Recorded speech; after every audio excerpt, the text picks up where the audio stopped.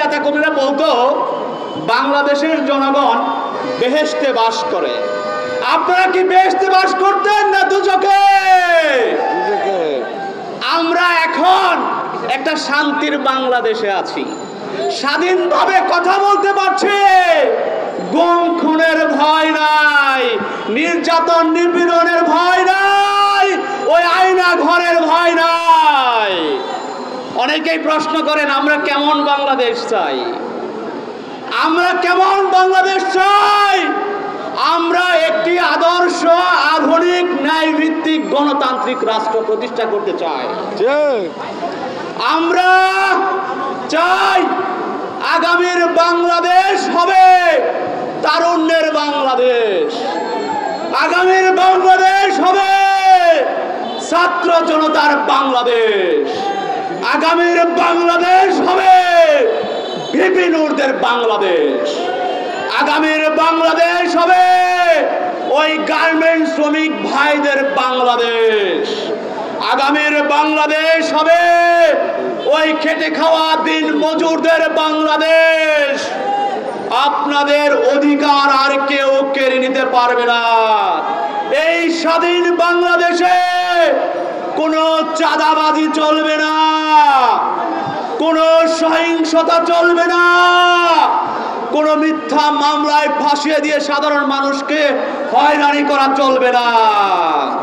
আমরা আরেকটি কথা বলে দিতে চাই, গত 15 বছরে আওয়ামী সরকার যে দুর্নীতি অপশাসন চালিয়েছে সেগুলোর বিচার বাংলার মাটিতে হবে। ওই আবু সাইদ হত্যার বিচার বাংলার মাটিতে হতে হবে, ওই মুগ্ধ হত্যার বিচার বাংলার মাটিতে হতে হবে। যাদের রক্ত শ্রম ঘামের বিনিময়ে গত 15 বছর জগদ্দল পাথরের মতো জনগণের ঘাড়ে বসে থাকা স্বৈর শাসকের পতন ঘটিয়েছে, তাদেরকে বাংলাদেশ যুব অধিকার পরিষদের পক্ষ থেকে সংগ্রামী সালাম। আপনারা দেখেছেন ক্ষমতার মসনদ কিভাবে ভেঙে যেতে, আপনারা দেখেছেন ছাত্র জনতার গণ অভ্যুত্থানে স্বৈর শাসকের কিভাবে পতন হয়েছে। কেউ ক্ষমতার বাহাদুরি করবেন না, ক্ষমতা কচুপাতার পানির মতো।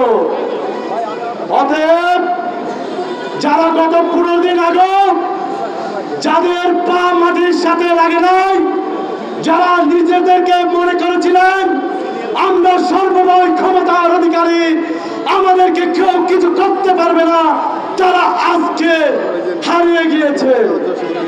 তাদের নেত্রী তাদের নেতা কর্মীদের ছেড়ে ভারতে পালিয়ে গিয়েছে।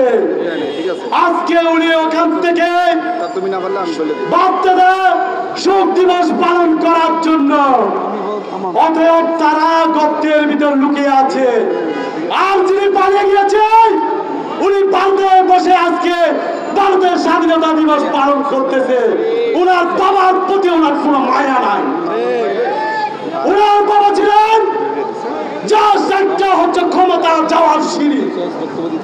ওনার বাবার নামে যে শোক দিবস পালন করা হতো সেটা একটা মানুষের আবেগকে পুঁজি করে ক্ষমতায় টাকার বসার সিঁড়ি।